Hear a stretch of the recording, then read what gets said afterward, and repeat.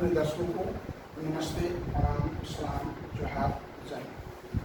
मैं पूर्व में थेरेपेटिक स्पांस पूर्व में मैंने कुछ बताया था कि मैं हल्का हल्का टच करते जाता हूँ ताकि एप्लीकेशन जानकारी हो। Otherwise occupational therapy, physiotherapy, anatomy therapy पढ़ने के लिए आपको एनाटॉमी, फिजियोलॉजी की बेहतरीन जानकारी होनी चाहिए। आप चाहते हैं लाइब्रेरी में एनाटॉमी, फिजियोलॉजी बुक्स उपलब्ध है, फिजियोथेरेपी स्पेशलिटी, ऑक्यूपेशनल थेरेपी का सेट उपलब्ध है। आप लाइब्रेरी से करके अपने कॉलेज में अध्ययन कर सकते हैं। 9 से 4 बजे तक संस्थान आपकी सेवा के लिए खुली है। तो देखिए, मैं तो आपको सिर्फ बेसिक नॉलेज दे रहा हूँ, क्योंकि ये सारे जितने एसटीपीटी ओटी बताए ये सभी 2 वर्ष, 2.5 वर्ष, 3 वर्ष यानी डिग्री प्रोग्राम कोर्सेज इसमें होते हैं। लेकिन चूंकि आप बौद्धिक विज्ञान के साथ काम करते हैं, उनके साथ एक एसोसिएट प्रॉब्लम होते हैं, सो दैट इसकी जानकारी आपको होनी चाहिए। चलिए अब हम बात करते हैं क्या है ऑक्यूपेशनल थेरेपी। सर्वप्रथम 1952 में एलिजाबेथ द्वारा प्रचार प्रसार किया गया और मानसिक बीमारी की रोकथाम, कुष्ठ रोगियों की रोकथाम, चिकित्सा शुरू किया गया। उसका प्रशिक्षण भारत में सर्वप्रथम किंग एडवर्ड मेमोरियल अस्पताल मुंबई में शुरू किया गया था। धीरे धीरे चिकित्सा का प्रयोग शारीरिक चिकित्सा, मनोवैज्ञानिक चिकित्सा में भी काम आने लगा। इसलिए इस थेरेपी को डाइवर्सन थेरेपी के नाम से भी जानते हैं। डाइवर्सन आप समझ सकते हैं, एक रास्ता रिपेयरिंग हो रहा है तो दूसरा रास्ता बना दिया जाता है। यानी psychotherapy, behavioural therapy, speech therapy, physiotherapy में सभी जगह ऑक्यूपेशनल थेरेपी की आवश्यकता पड़ती है। यानी जब कोई थेरेपी हम देते हैं और उसमें जो सहायक उपकरण उसके सुधार के लगाते हैं उसे हम ऑक्यूपेशनल थेरेपी, चाहे वह व्यावसायिक चिकित्सा, भौतिक चिकित्सा, भाषण चिकित्सा, भाषा चिकित्सा, नर्सिंग चिकित्सा, सामाजिक कार्य और समुदाय के समूह के साथ मिलकर काम करते हैं। देखिए, ओटी के अनुसार निम्नलिखित चिकित्सा समस्याओं वाले बच्चों को ओटी से लाभ होता है। यानी ऑक्यूपेशनल थेरेपी से लाभ किनको होता है, परिभाषा में बता दिया। अब मैं बता रहा हूँ कि कैसे लोगों को ऑक्यूपेशनल थेरेपी से लाभ होता है। नंबर 1, जन्म की चोटें और जन्म दोष। जन्म के साथ कोई बच्चों में चोट हो या जन्मजात कोई दोष हो तो उसमें ऑक्यूपेशनल थेरेपी जैसे बोलते हैं हम लोग ये रहता है कई जन्म है, मैं जन्म से ही इसका पाँव टेढ़ा है, तो उसमें क्या होता है हम फिजियोथेरेपी और ऑक्यूपेशनल थेरेपी का उपयोग करके उसको सुधार कर सकते हैं। संवेदी प्रशिक्षण विकार, मान लिया बोलने, सुनने, समझने में परेशानी है, डेरा टिच करता है, उससे हम निकाल सकते हैं। दर्दनाक चोटें, मान लिया मस्तिष्क या रीढ़ की हड्डी में हाथ से छूट जा रही, गिर जाने में चोट लग गया हो तो उसमें ऑक्यूपेशनल थेरेपी फिजियोथेरेपी का उपयोग हम कर सकते हैं।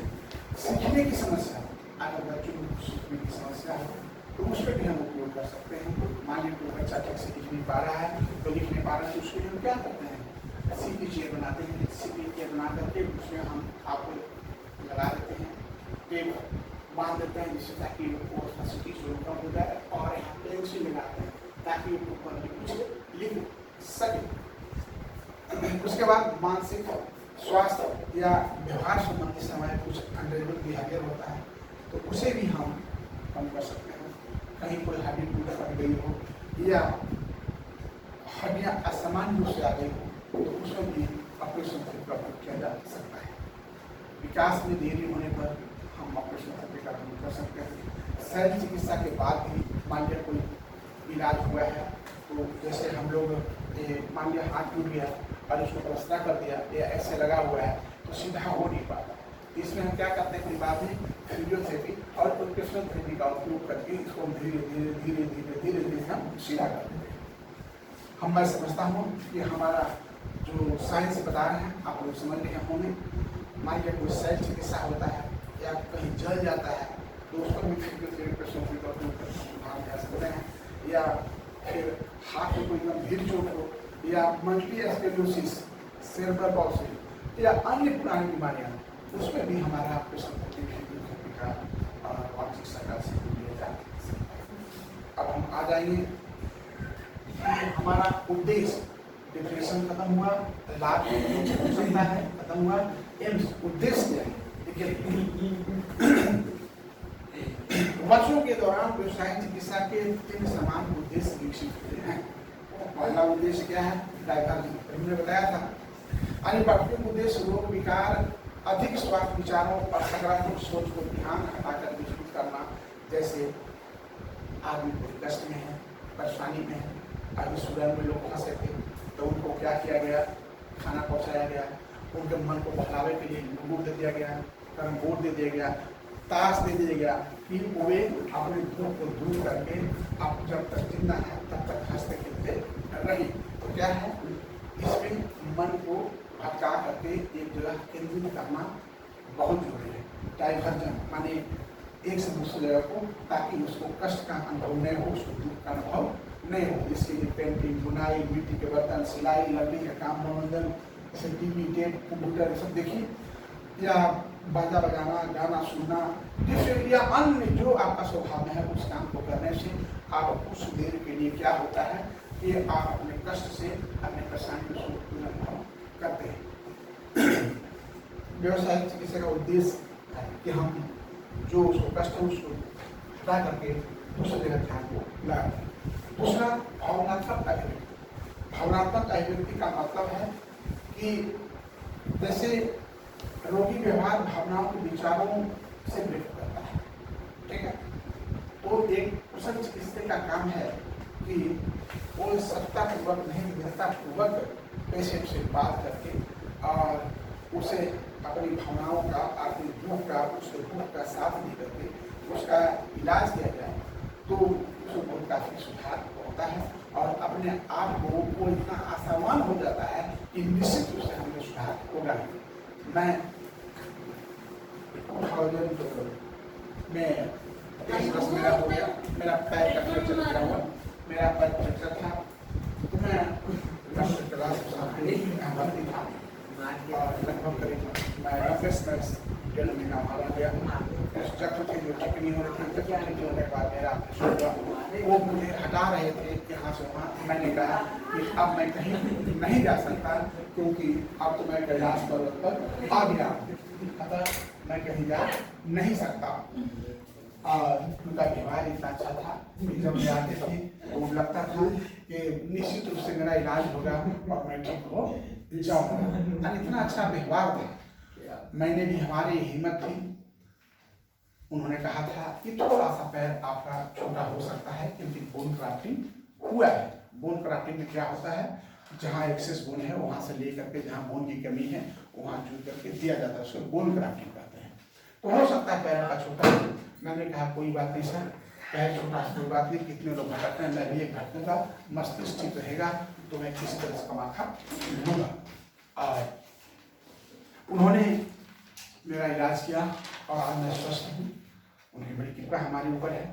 तो चिकित्सक के साथ साथ पेशेंट को भी अपने चिकित्सक पर पूर्ण विश्वास रखना और पेशेंट के प्रति सहानुभूति रखना चिकित्सक का एक बहुत बड़ा काम होता है। 3 पॉइंट मैंने कहा था उद्देश्य। तीसरा क्या उद्देश्य है? कौशल निर्माण। कौशल निर्माण का मतलब है कि खास करके जो हमारे भौतिक विज्ञान बच्चे हैं उनमें कौशल की, स्किल की बहुत कमी होती है। न वो अपने से खाना खा पाते, न कभी कर पाते, न ब्रश कर पाते, न शौच करके पैखाना साफ कर पाते, न वो अपना शर्ट पैंट पहन पाते, वो लंगे भी घूम सकते हैं।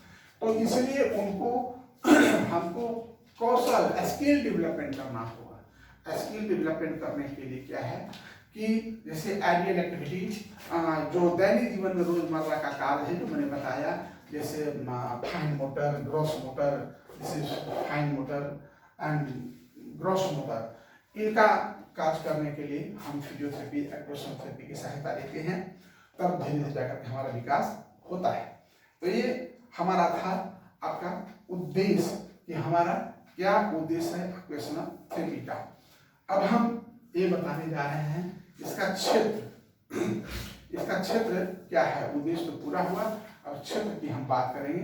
तो क्षेत्र में बता दूं कि इसका जो क्षेत्र है ऑक्यूपेशनल थेरेपी का, वह वृद्ध व्यक्तियों या वृद्धाश्रम में, क्योंकि गिर जाने से पैर टूट गए, हाथ टूट गए, तो वहाँ फिजियोथेरेपिस्ट ऑक्यूपेशनल थेरेपी की आवश्यकता रहती ही है।